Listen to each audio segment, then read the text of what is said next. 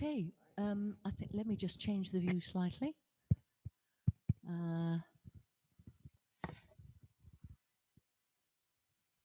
So here we are at the A.P.T gallery in Deptford, and Good evening. hi, and this is Joris Lechene and Audrey Mullins, who is one of the exhibiting artists, and I'm Fion Gunn.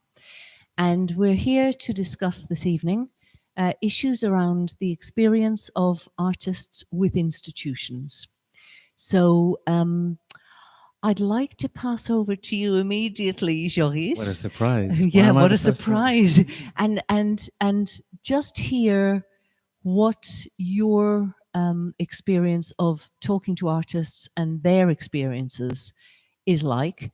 And yeah, well, let's start with that. Right. Well, yeah. Maybe I should. I was about to say I'm not an artist myself, so give the context. But you gave the context sort of by saying my experience from talking to artists. But at the same time, am I not an artist? That's another debate. But anyway, so I would approach the conversation from the angle of someone whose work focuses on the relationship between the individual and the systems.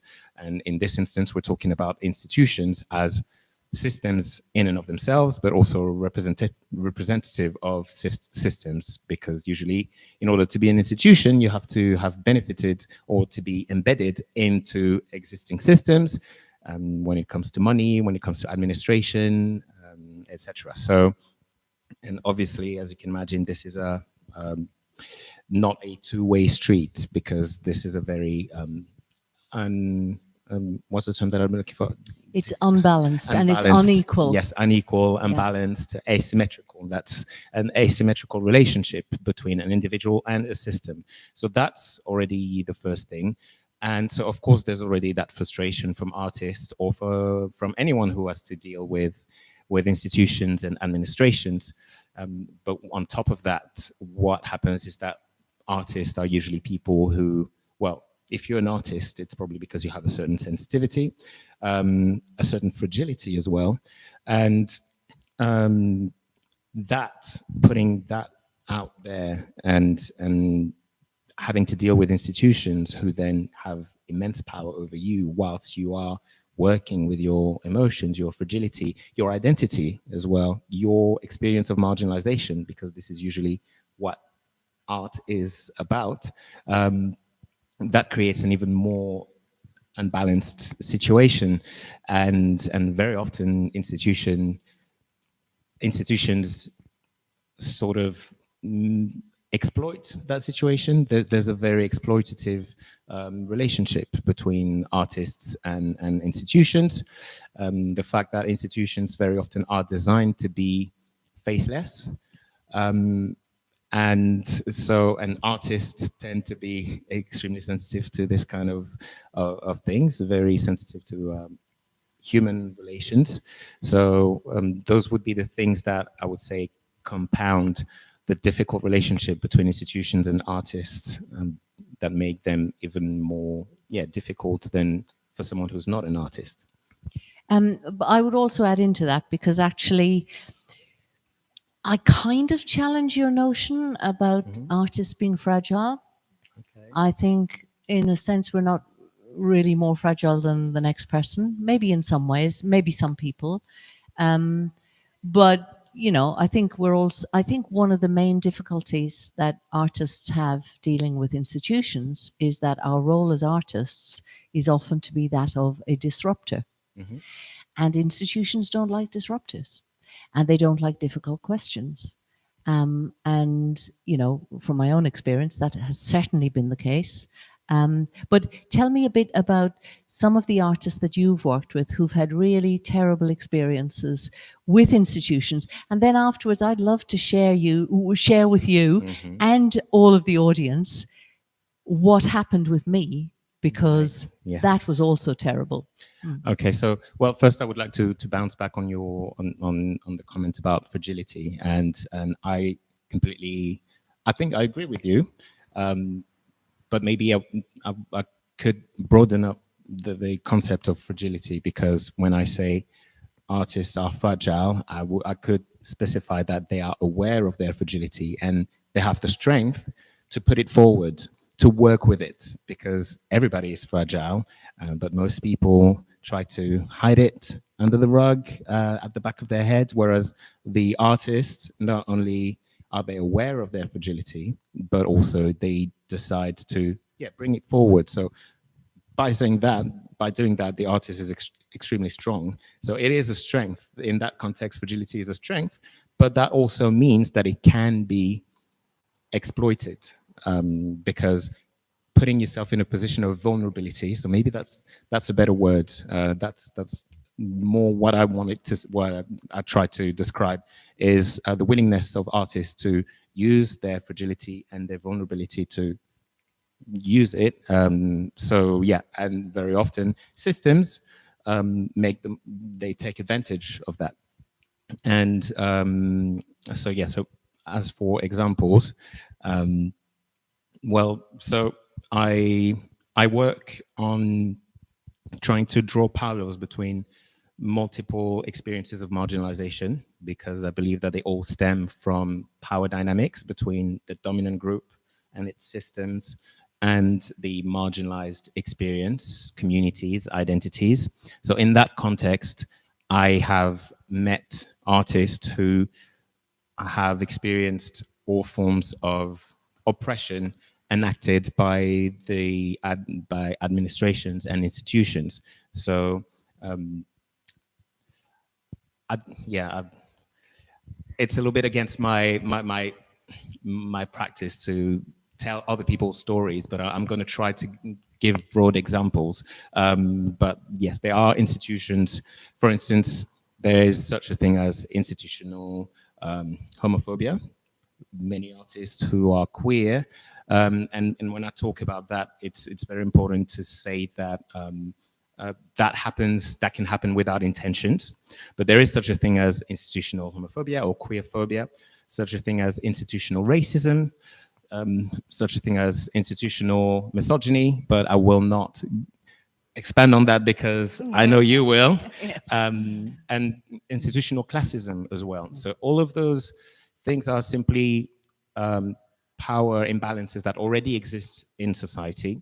But when you're in a position of power, such as an institution, then yes, you are bound to exploit those inequalities. And very often, an institution is an institution because it represents a power, also already an established source of oppression.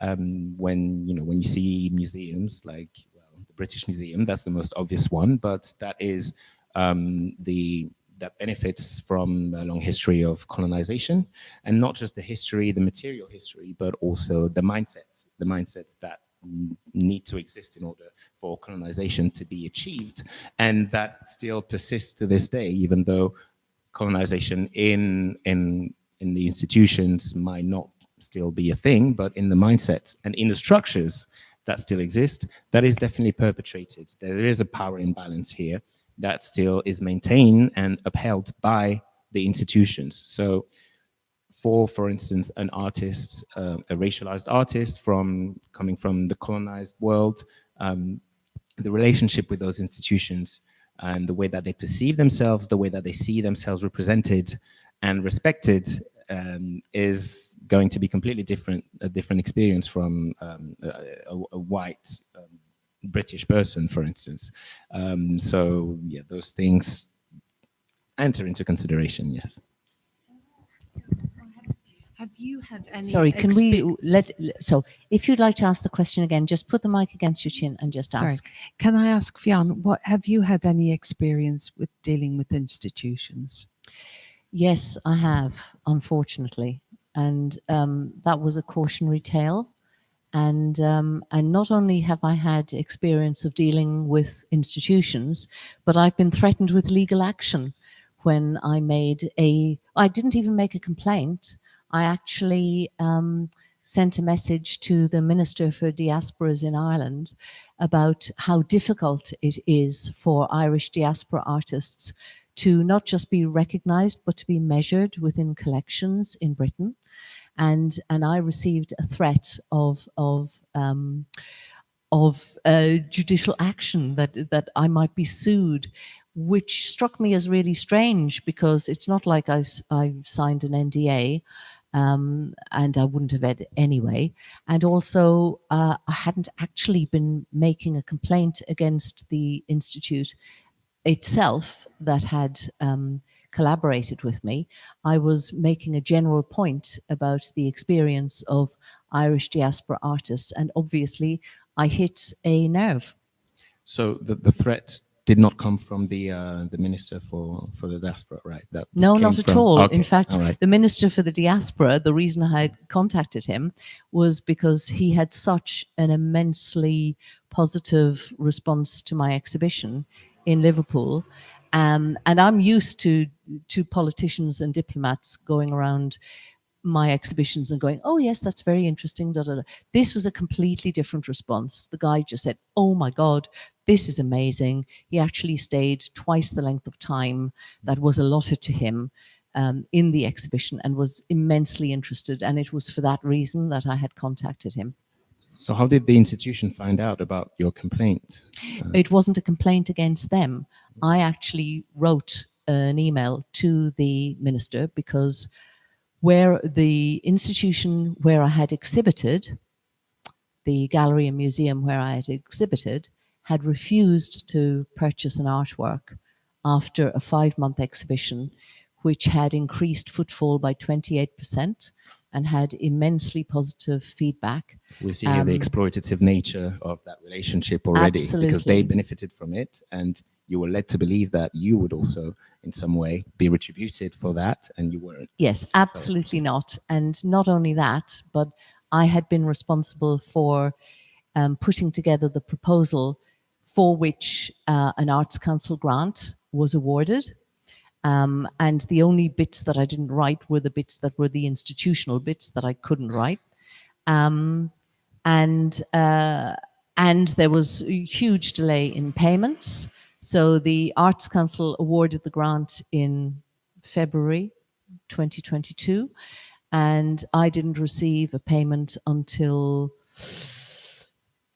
I think it was September when I received. I might have received a recompense for expenses paid in July, but I didn't receive any fees until September, and that was money sitting in the account of the university. And also so it's quite interesting, because in the email, the threatening email that I got, one of the things that was said was that I had received a total of £17,000 for my year's work. And so I actually went back and looked at all the figures, and I started working on this project and putting together the proposal and collating and curating the artworks that would go into the exhibition in October 2020, 2021. And the residency that I did was from 2022 to 23 March. Okay, so we're talking about a period of about 13 months, give or take. And of the amount that I was told that I had been awarded, which was like 17,000, I went back and I looked, and the residency award that I got, well, that wasn't an award, that was just a residency payment for producing new artworks and delivering workshops, public workshops, and in a sort of studio Eventbrite context. And I received, for the period of time, I received £4,000 for that. For the fees that I received from the Arts Council, and that was for actually work done. So that was me delivering workshops and being on site and installing and all the rest of it. That totaled £5,850. And so my earnings over 13 months from a residency and an exhibition that took all of my time, 12 hours a day, 6 days a week, my earnings were £9,850. So thank you for that. Are you supposed to live on this? You're not, actually. it was disgraceful. And I would say that there was, in terms of the promises made, and so I've learned this lesson. And so all of you artists out there, when you're offered contracts and residencies, go through the fine print. So I was offered this residency, and I waited and waited and waited to get a contract, and no contract came through. In this email from the individual who contacted me, threatening me with legal action, he says very clearly, you were given a contract on the 4th of April, 2022. But you know, my residency was launched publicly with a festival and fanfare on the 31st of March, 2022. And the only reason that I did get a contract was because I sent an email saying, you've launched my residency. I don't know what it is. What are you offering? I had been asked for input about what a residency could entail. I'd offered certain models and means of payment and what I could offer. And that was the response. Thank you. What sort of protection do you think should be put in place for artists working with institutions? Well, I think one of the first protections that should be put in place is that universities and other institutions that get grants from Arts Council England should be forced to pay in a timely fashion, and they should be obliged to send very detailed instructions to the artists about how they go through the invoice procedure, because that was not provided in my case at all, nor was it provided to the people that I brought in to the project, other artists and those people who did transport and all the rest of it. I can tell you this much, there was absolutely no support offered, no logistical support offered. I did all the logistical work myself. I designed the catalogue, I arranged for the printing, I arranged for the curatorial essay. There was not a single thing that I was responsible for that I did not do correctly, but anything that was left to the institution was haphazard. Things like I sent measurements through for glass cases, and one of them, the measurements was confused and it was reversed. And the institution tried to blame me for that. I'm a very organized person. I don't make mistakes with measurements. So all of these things, you know, it made for a very stressful time. It made for a very impoverished time. And yet the footfall was amazing and the response from the public was amazing, for which I am extremely grateful. And I would also say the staff at the museum and gallery where I had the exhibition were amazing. I mean, they were absolutely wonderful. And I guess the next point to make, and maybe you need to ask me, is what the purchasing committee of the university decided. So just to give context, part of the expectation was that they would purchase one of your pieces, because that is part of what an artist needs in order to survive. It's not just what you got, what you received in terms of payments, because that obviously would not be enough. But there was a tacit agreement, I suppose. So that was not in the contract, was it? No, there was no contract. Oh, Yes. I've learned my lesson. I'm never doing anything without a written contract again. So a 5-month exhibition, one would have thought, would have resulted in the purchase of an artwork, especially when the public response has been so positive. So when this was put forward to the purchasing committee at the University of Liverpool, I'm naming names, the response was they wanted to diversify their collection, and therefore they had chosen, instead of buying an artwork by me, an Irish diaspora artist, they had decided to buy prints by Yinka Shonabara, but that I was welcome to donate an artwork if I wanted. Now, having said this, I had already donated the artworks, my sculptural artworks, which were modeled, 3D modeled, and which became part of an app for the museum and gallery. So I feel my work is already part of their collection. I received no payment for that. And so I didn't see why I should donate another artwork. And this is interesting because this is a typical example of using diversity as an excuse and a performative thing, because yes, that's great, that it is a great intention to try to diversify the artist and who they purchase from, but they still exploited you. So that is something that they should have thought about. If that was the real intention and motivation, why did it not think about that before they hired you, before they demanded that much of your time, of your work, of your labor? You were still exploited in this situation, and they're fully aware of it. So they probably know better in terms of diversity. I was wondering, did any of the what were the other artists that were offered residency? Were they? Well, Were they also interestingly, the that residency and the exhibition were two different things. Okay. So I have to draw a line under that. Okay. So the residency was a separate issue. The exhibition was another issue. The exhibition, which took place at the Victoria Gallery and Museum, was largely funded by Arts Council England. So the money didn't go to me because, as I've said already, what did I get? I got 5,000 and whatever it was pounds, and the total grant was 23,000 pounds in the region of, and most of that went to support the gallery in their installation costs and all the rest of it. Fair enough. However, in terms of the purchase of artworks and what you're talking about tokenism, oh my God. Okay, so I'm Irish diaspora, and the Irish diaspora is the largest minority community in Liverpool.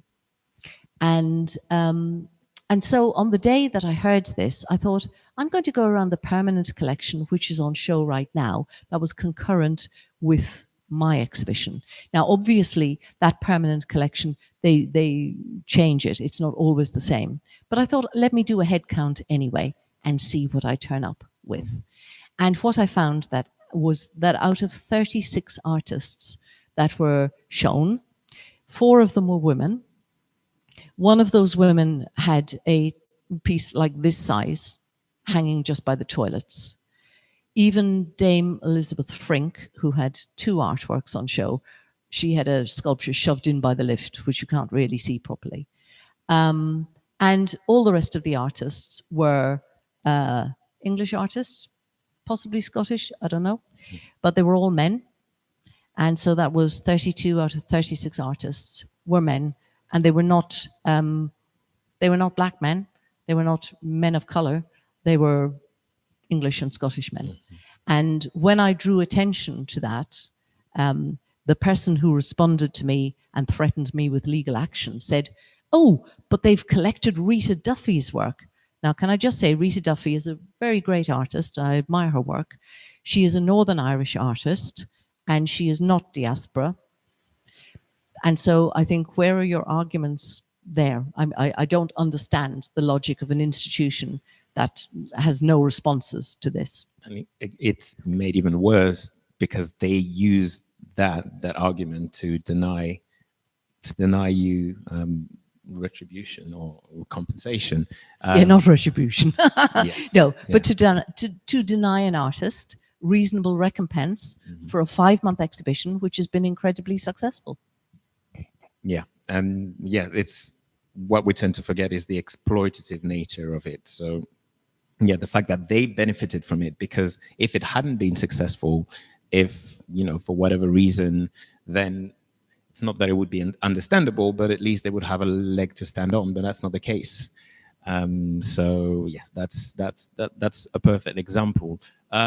So I would like to ask you though, how did the person who threatened you, how did they know about? Did you also send it to them, the letter that you wrote to the minister? Yes, because I was being transparent, because I wasn't actually complaining directly about that institution, although I could have done, because they were very lame in terms of, there was none of the support available that had been promised.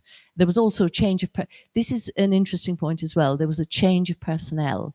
So the person who had first contacted me and asked me about this got moved on, and then somebody else came in and was going, well, I might just drop the project, and so I'm already into the project.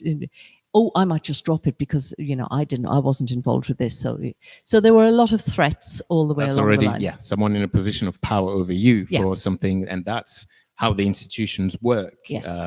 Because again, you're not dealing with one individual, you're dealing with people who get shifted around. And yeah, so there's no accountability there, no responsibility, because the person you're dealing with was not the person who put you in that position.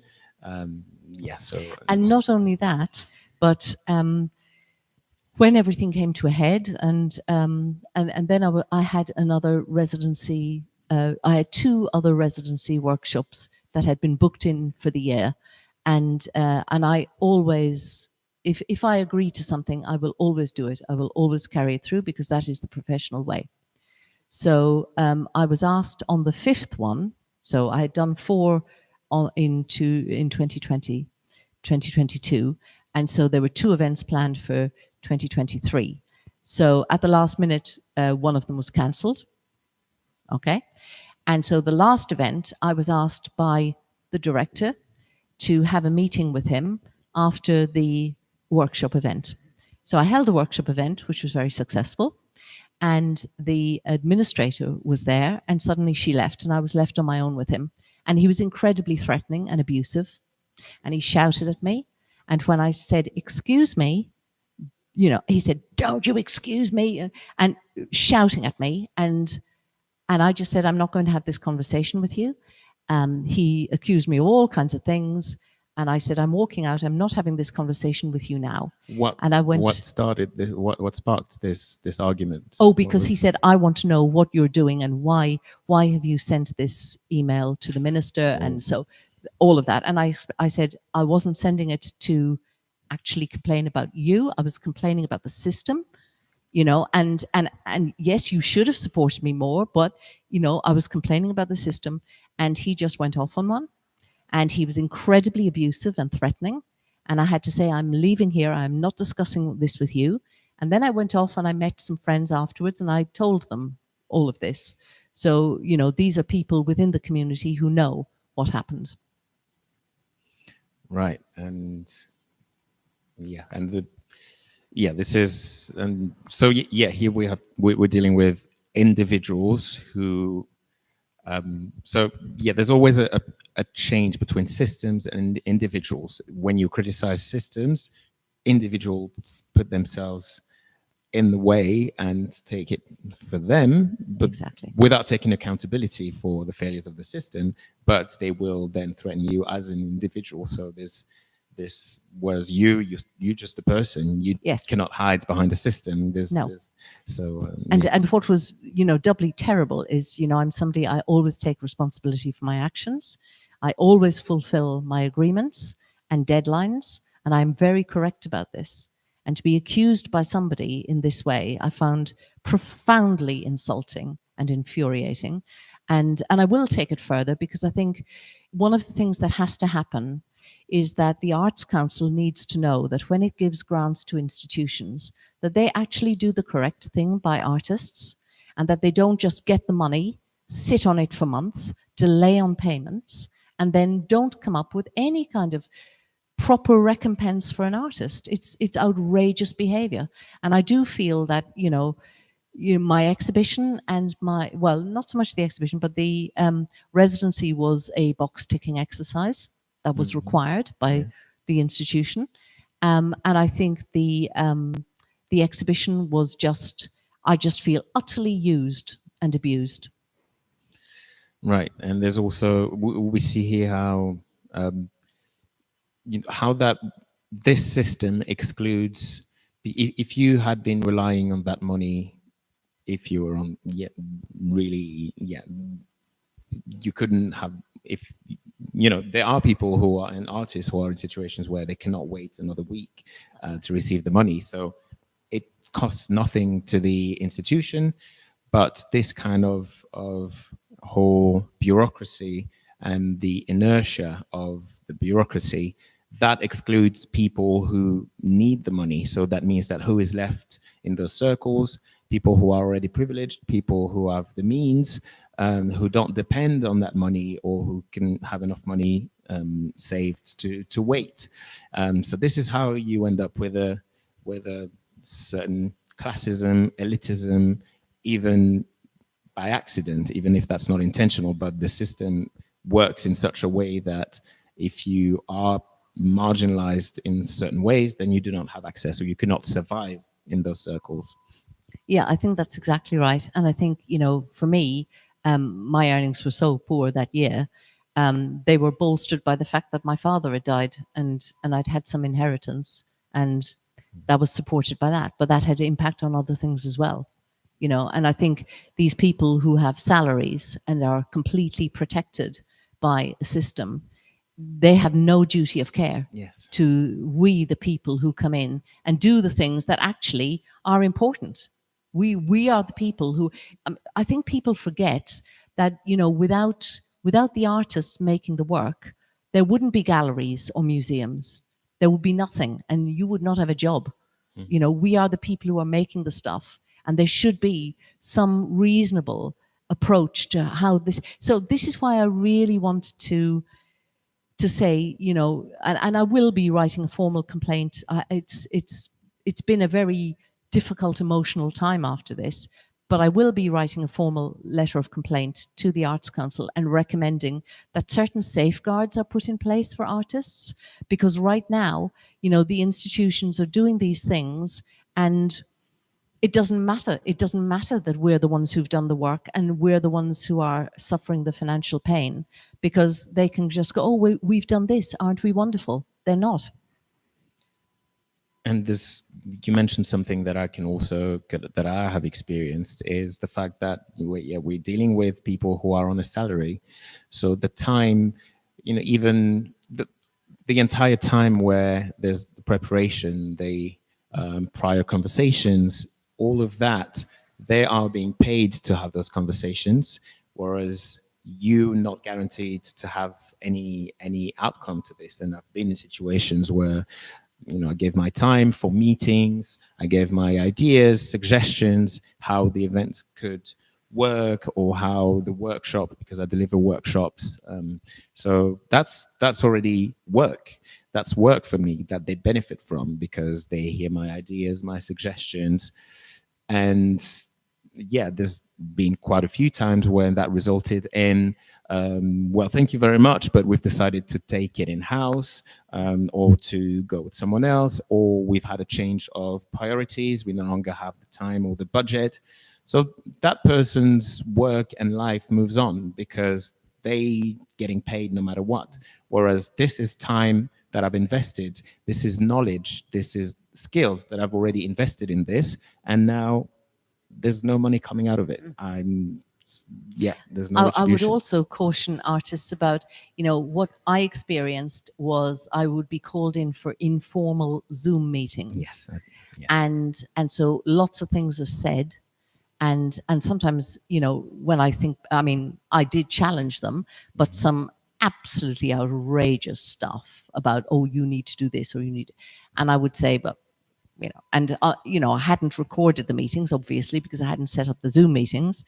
And all of that just passed under the bridge. The threats, oh, well, I wasn't in the job when you got your residency, so I could drop you at any moment. And so those things are not recorded. And so I would urge artists to ask to record all meetings. All meetings. Don't take any Zoom meetings that are not recorded. Yeah, that's a good advice.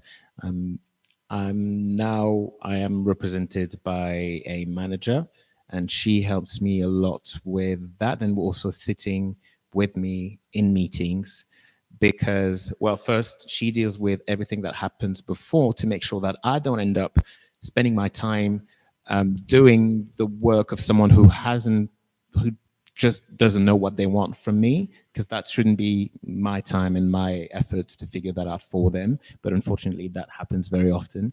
And so, yeah, to add to your advice, making sure that, and well, in my case, and I'm sure that's the case for you as well, and for many artists, I'm a very passionate person. Mm-hmm. So I enjoy sharing my ideas and my thoughts. And if you get me started talking about something, I do it Yeah. happily, and you just press the button and off Yeah. I go. But then if that it doesn't get in any way rewarded, compensated at least, then yeah, it ends up feeling very exploitative, and we feel like we've been fooled. And then very often people take advantage of this, whether they understand it, whether it's conscious or not. But what for them is a very pleasant conversation, for us, that's our work, that's our expertise that we've invested in this. And if it leads to nothing, that has consequences for us. Yes, it does. And I think, and going back to other things, it's sort of in a wider scheme of things, and that is, I have great time for Arts Council England, because I think not only have they supported many of the projects that I've organised, but in the past always very good with detailed feedback, because sometimes your application, you've missed out on certain things, and it's really, really useful to have the detailed feedback. I'm very sad to say that the last application I did, and which I did reapply for, and this wonderful exhibition is, thanks to Arts Council England, but the offer of detailed feedback had been withdrawn because they don't have the staff. And this is where I think, the Arts Council does amazing work, and is very supportive of artists and very good to deal with. And yet, in a world where lots of money is being spent on other things, really the Arts Council needs more money. And, I would advocate for Arts Council England to get a lot more money, because they manage it incredibly well. And they're careful with their resources. They don't just give money for nothing. My God, the amount of work it takes to get any kind of grant at all. But, I think that's good in a way, because you have to work for it and you have to think through what you're doing. But I do think, I think institutions are guilty of milking the Arts Council and not delivering and not treating artists properly. Right. I find it interesting that, because the way you describe the process of applying, that sounds like, well, a lot of work, a lot of admin work that is completely unrelated to your creations, to you making your art. So that takes you away from that. So I understand that you want to defend the Arts Council, and that may not be their fault specifically, but in a context where, in order for you to deal with the institution, you have to do the paperwork, you have to do something that is not your job. That in itself is already, because that may not be accessible to all of the artists. I know that I'm someone who really struggles with forms, with paperwork, and I very often say I'm just a guy who makes video on the internet or who does trainings. Everything else is not my job. So if you want something from me, you should do not burden me with those things that are completely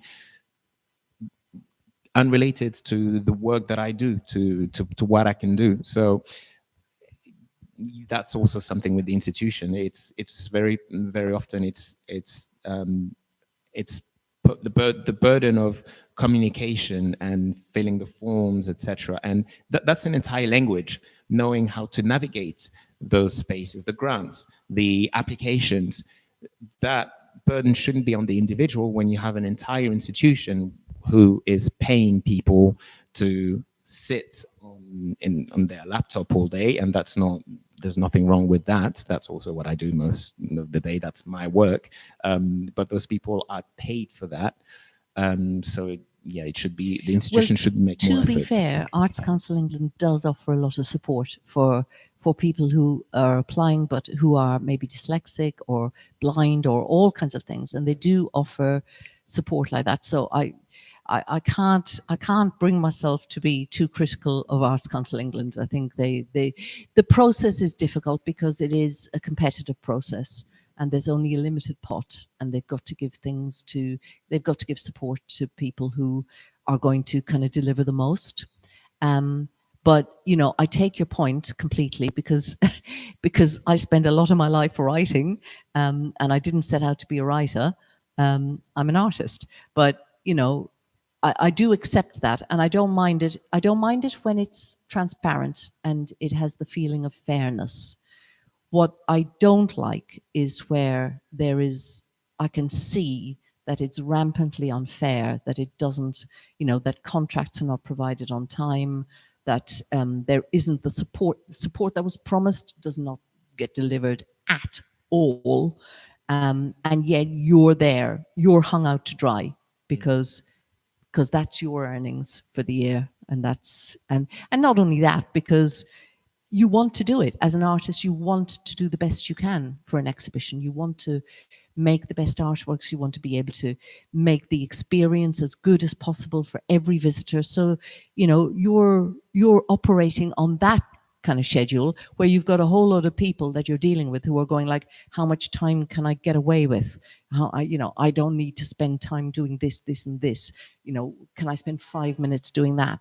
And not think about it. Simple things like I wanted to do some, given I was doing a residency, I asked for specific information about, because I thought of a residency with an institution as being collaborative. I got it wrong. There was no interest in collaboration at all. I'd asked for specific kinds of information that I could have fed into my visual artworks.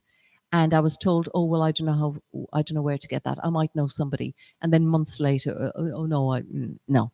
So there was no conduit so there was no access to archives. There was no access to, you know, contacts that would have been interesting that you could have followed up and done work that made it really specific. And so the work that I did in Liverpool, I did all myself. I just went in there and did the research and spoke to people, and I had absolutely no institutional support for that.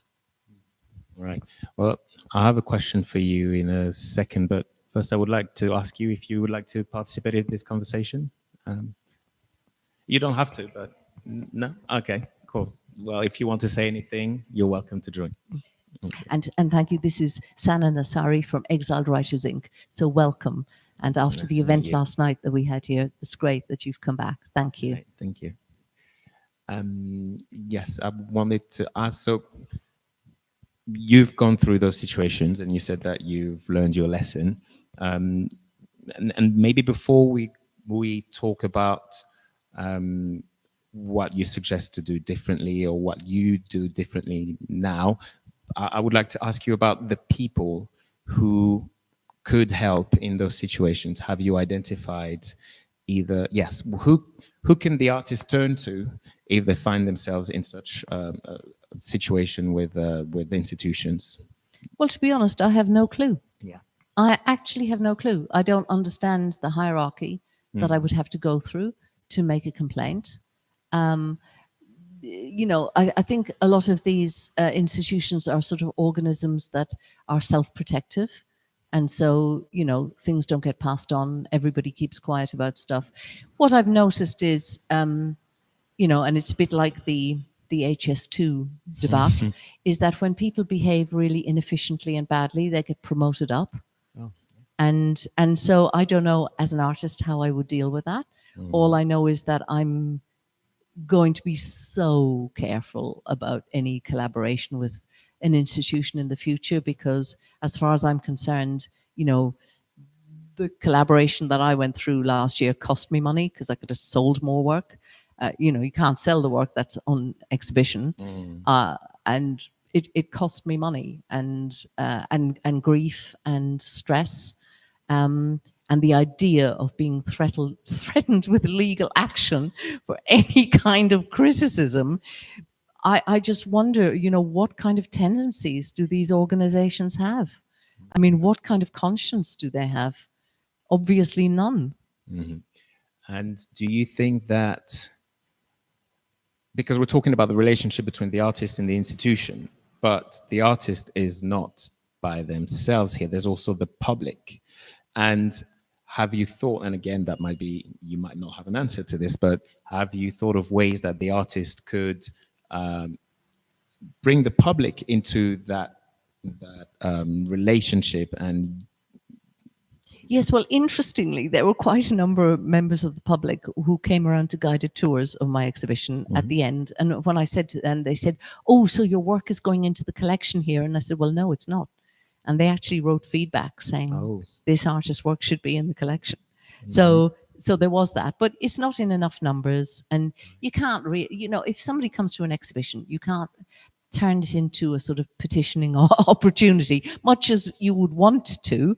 You can't. And I think when numbers speak for themselves, when you've had really great numbers and great feedback in, I think that should be a pressure on purchasing committees. I think the problem is with the purchasing committees actually, and who they are made up of. And I think universities and institutions should be looking at who is in our purchasing committee, because there certainly should be somebody from the Arts Council there. Arts Council is giving money to these people, which is not being sort of filtered down properly.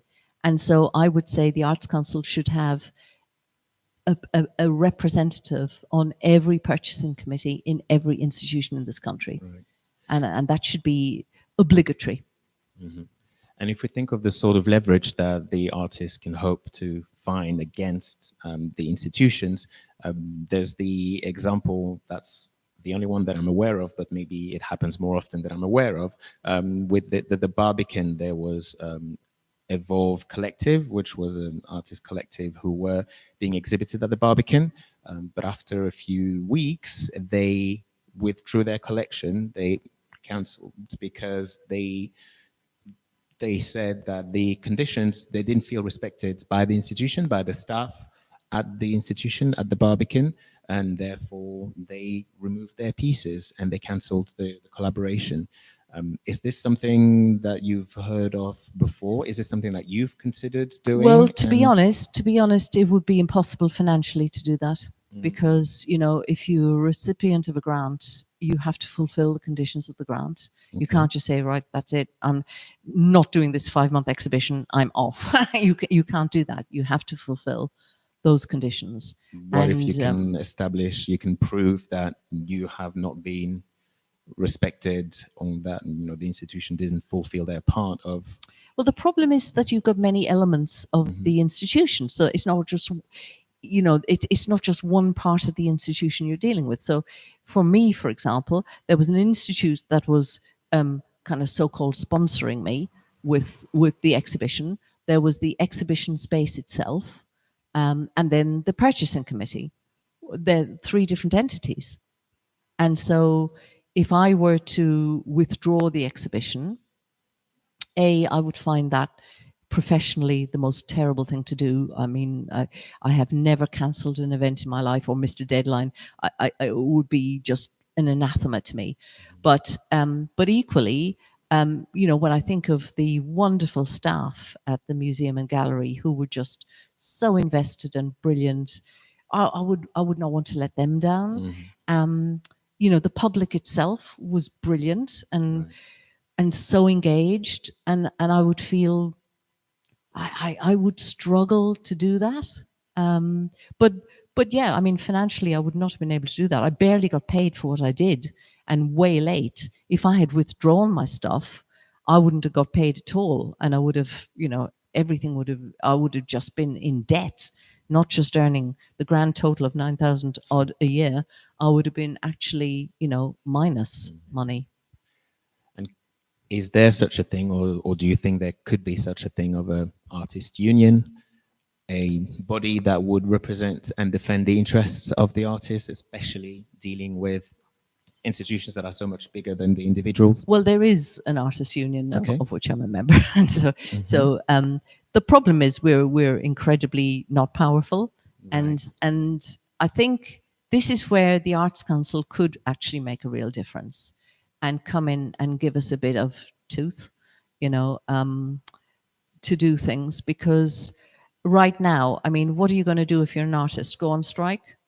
Who would notice? It's not like the film industry. You go like, I'm on strike, but people are still showing your work. I mean, it's impossible to do. But that's where you could use the public to your advantage there, You could, but I or the think platforms that you have. I wish that I don't have as many followers as you do, Joris. I'm so envious of your followers. But anyway, I can't imagine that I could summon up a flash mob to do something. And no, it's difficult. It's difficult because as an artist, once your stuff is up there, well, it's up there. If you choose to take it down, then any financial support you've had to achieve that will be withdrawn. So that's the problem. I don't know how did Evolve have funding for the Barbican I event? don't know those details. So I imagine that, well, they must have taken a hit, but clearly they were able to do it. Yeah. So I'm not sure how, but I do know that they made a very public statement, and that was also Yeah. the strength of their action. So they definitely involved the public in that, and the community as well, that Yeah. they were trying to represent, because that was also an interesting example of an institution that claims or pretends to let in a community or voices that are marginalized.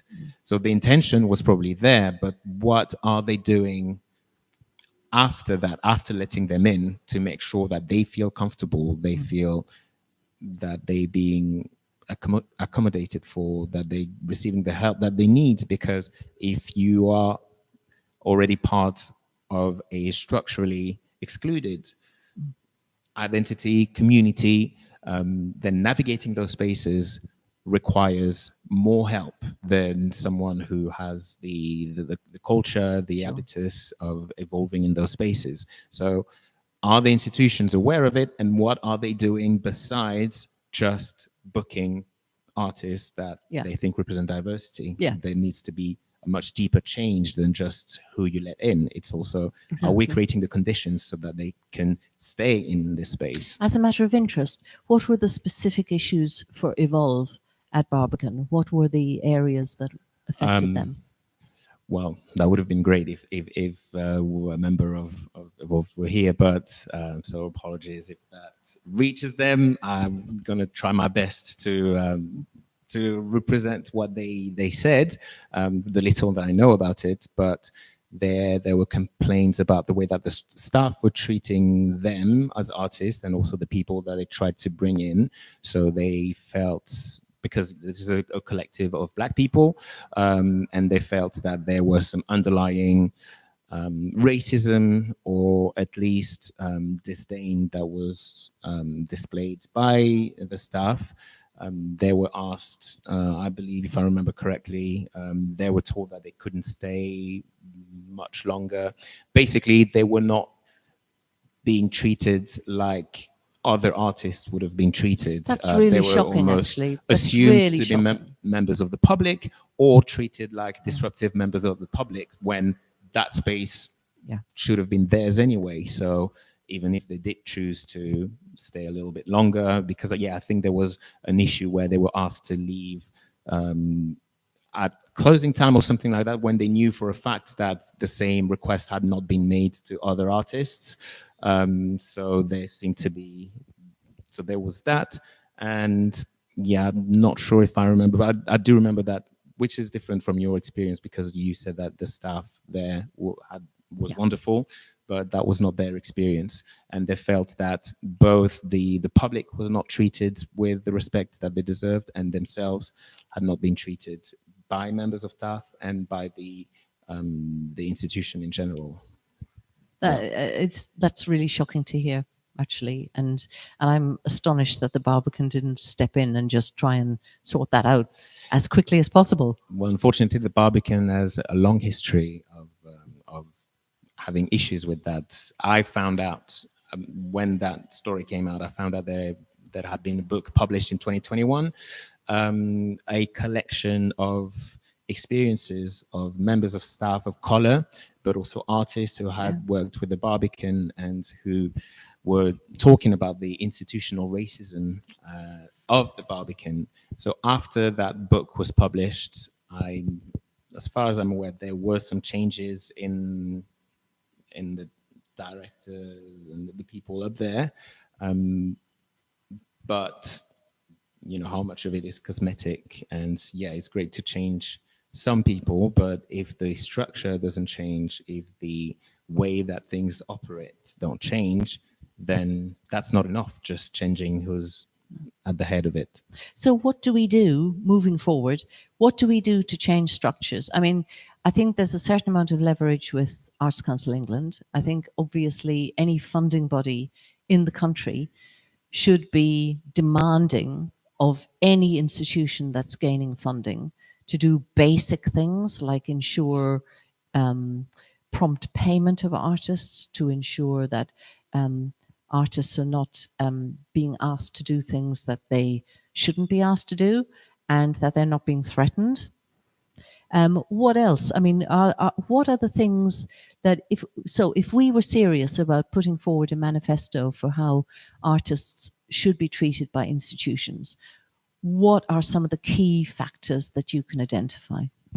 I would say that institutions must have very clear and intentional policies acknowledging the systemic discrimination and inequality that already exists in society, and they have to make it very clear what they intend to do to compensate for that, because it's not just about or trying to do our best to not discriminate. We know that society is unequal, so what are you doing as an institution to make sure that you go out of your way to bring in artists that would normally not have access to those circles? But again, not just about bringing them in, but also making sure that you create an environment where they feel comfortable, safe, respected, represented. So it's not, again, just about changing who goes through the door, but also what's in the room and what environment they will find in the room. But that has to be explicit. That has to be publicly stated and disclosed in mission statements. And yeah, so just like combating racism, combating sexism, it's not just about good intentions. There have to be clear measures put in place to deconstruct the systems and structures that are already producing inequality. So yeah, actions and a plan made public. I agree, and it's that issue of transparency, so that something is done, it's above board, and you have some comeback, and there should be an ombudsman actually, for ombudswoman to deal with these issues, because they will arise. And for sure, I mean, I understand that institutions can also have bad experiences with artists who don't fulfill their obligations. But again, if there were a sort of ombudsperson on board to deliver a verdict on that, that would be a protection for everybody. But I do think funding bodies need to be much stricter on institutions, because they're very strict on individuals. When you make an Arts Council application or an application to any, you have to fulfill all kinds of things, and delivery of reports and financial details, all the rest of it. You have to be very, very prompt with that. So I don't understand why that would not apply to an institution and they just get away with it. Yes, because here you're touching upon the inequality of consequences. Because the consequences are not the same for the institution and for the individual artist by themselves. So the lack of reward is already something, but the punishment sometimes, or even the consequences, are not experienced in the same way and cannot be weathered in the same way. So that's definitely something that has to be acknowledged. Now, is it from the institution's role? I don't know, but that's something that definitely needs to be talked about. And also, I would say for the institution to establish clear goals, and also, so for instance, it could be very easy for an institution to say, well, we do not exhibit artists of certain minorities simply because we know that our public will not be interested in that. And I would say that this is not enough to just to hide behind that. That's bizarre. Yeah, well, I don't know if that's the case, but I know that very often for institutions, if the goal is to, regardless of what the measure of success is, but they need to take into consideration that success might imply the confirmation of already existing inequalities. So there will be certain types of artists that will draw more attention, that will make an exhibition more successful. So the institution shouldn't just consider that and think, okay, who are the artists that will guarantee success? But also, if we accept and acknowledge that society in itself is biased, is racist, classist, misogynist, sexist, what are you doing to expose your public to things that may challenge their taste or their affinities, their preferences? Because in those preferences, there's already the expression of injustice and inequality. So it could be also the goal and the duty of the institution to challenge that by exposing their public to things that they know might not initially resonate with them. Exactly. And it's also a sort of, that means that institutions have the potential to be a counterbalance to the very commercialized art world as well. And so where you are presenting art that isn't about people having to buy stuff, they can go in and have an experience of art that is truly democratic, and the art, it's theirs, and they can go in and own that. And I think you've missed out on ageism there. So as an older Irish woman, Yes. and there's that too. I have my own blank like, spots. I know, we it's all terrible, do. terrible. But yeah, so it's, I have a friend who's called it misogynagism, where you just put all those isms in one thing, and hey, that's me, and that's crap. But I do think I think you're absolutely right about the sort of challenging, and this is where public institutions are so important, to challenge the kind of narrow, ghettoized view of what art can be. And just because people go in and say, oh, I don't know what that's about, and then they go and go like, oh, that's really interesting, I like it, because they haven't had the chance to taste it before. And that's what you want to do. You want to give people that opportunity. And also, that is not about the commercial sector. It's not about giving artists who are already immensely successful commercially an automatic space for in the public domain, because they've got a space already. Let's give these spaces to those people who don't have, those spaces, like Evolve or like me, or whatever. But spread the love. And I think it's very important that funding bodies have a proper policy about this, and that they are very demanding of those institutions that get grants. Right.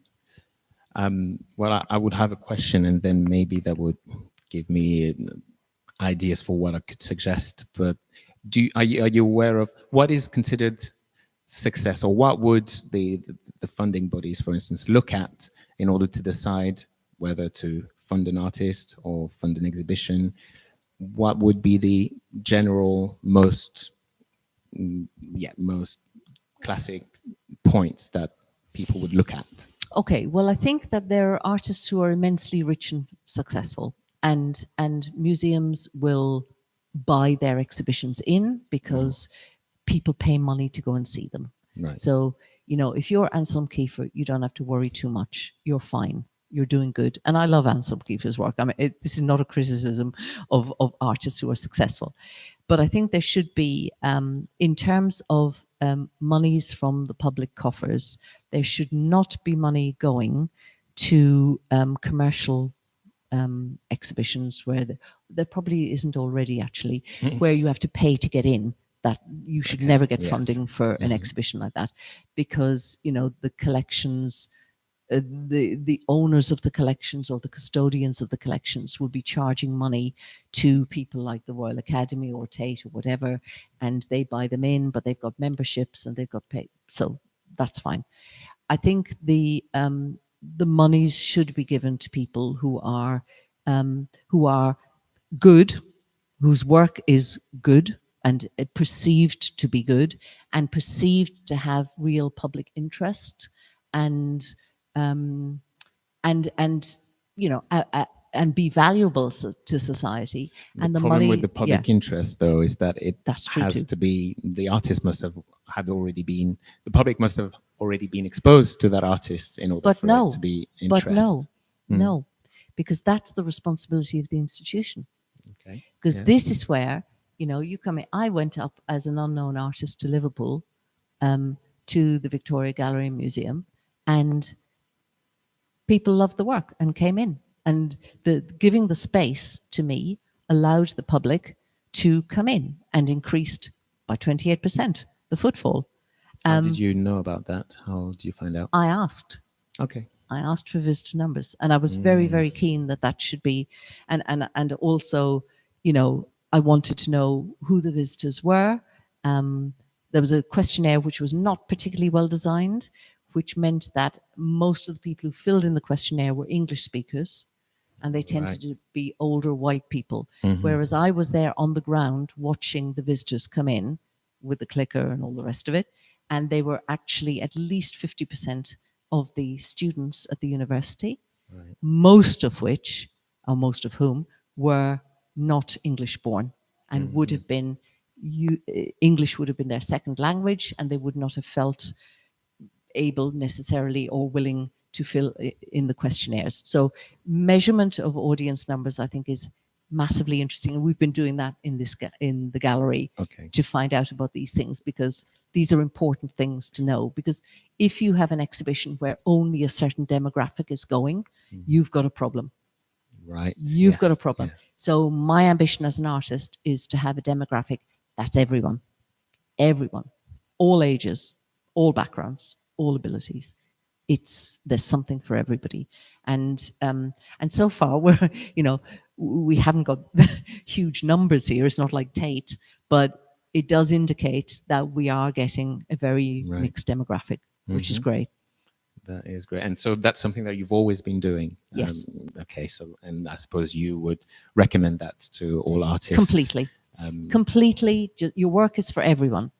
Your work is for everyone. Make your work something where everybody comes in and feels some level of engagement and welcome. And that might not always be possible. I understand that as an artist, you might want to make very contentious statements, and that's a different kind of thing as well. And there's room for that too. But I think, so in the context of this exhibition, which is a group exhibition, the work is very varied and very diverse. And so there's something for everybody. And I think there's a lot to be said for that. You know, from the perspective of somebody who goes to exhibitions, I often prefer to go to exhibitions with a number of artists rather than a solo show, because I find the diversity very interesting, and that conversation between people making different artworks in different ways and maybe addressing the same themes but in radically different ways from different perspectives. I found that very interesting and engaging. Right. And that has to be the product of partnership between the artist and the place, the gallery, the institution, in order to make, because that's a responsibility that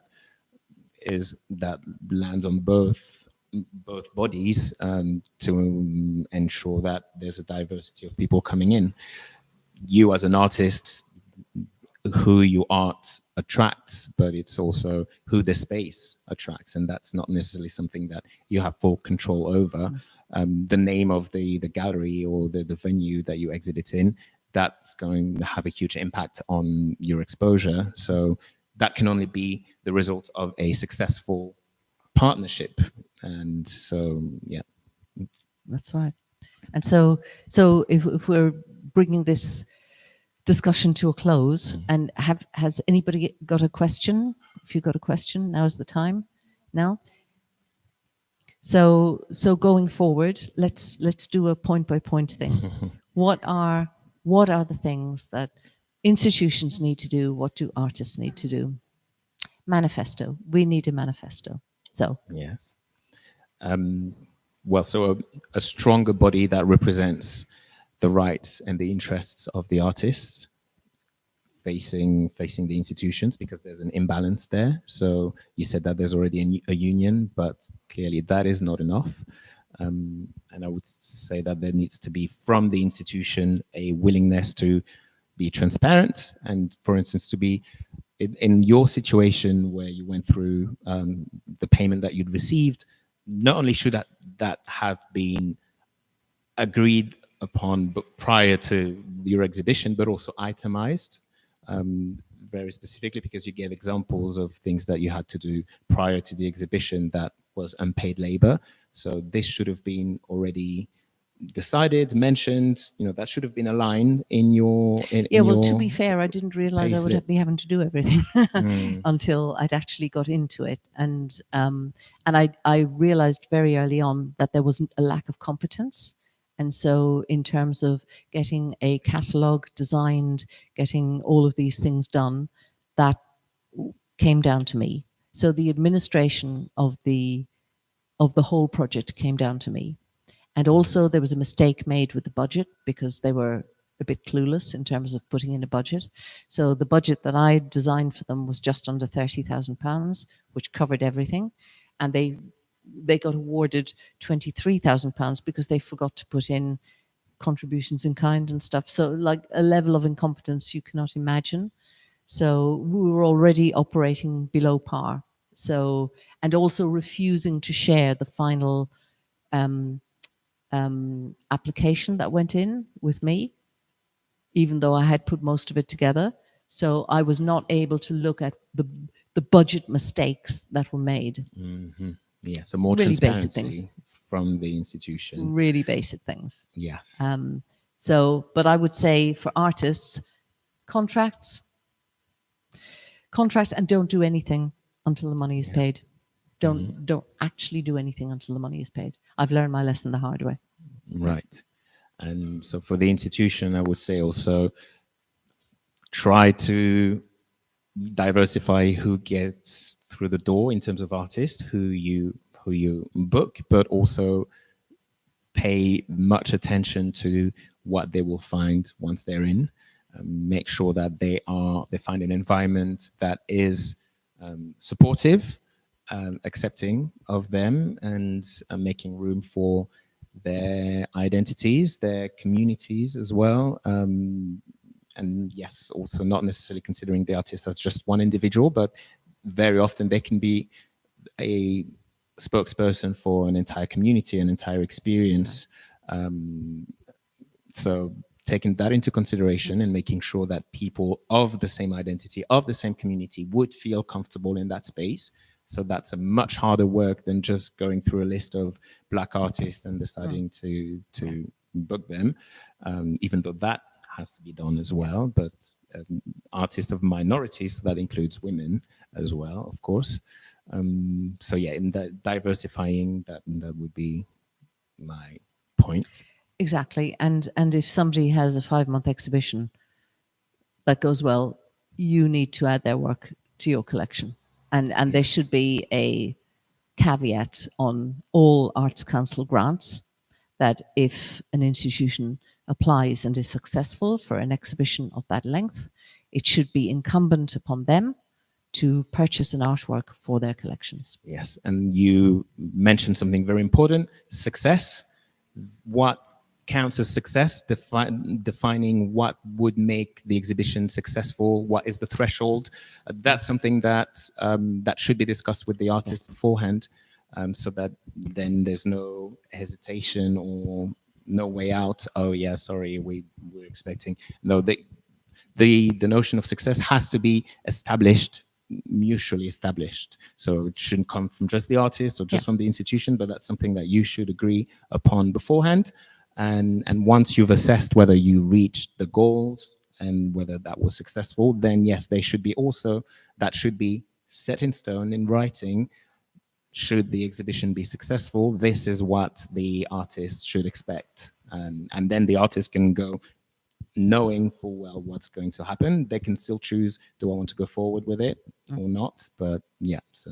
Yeah. And a big thing, don't threaten legal action when an artist criticizes you, because you don't have a leg to stand on. And we've got friends who are lawyers.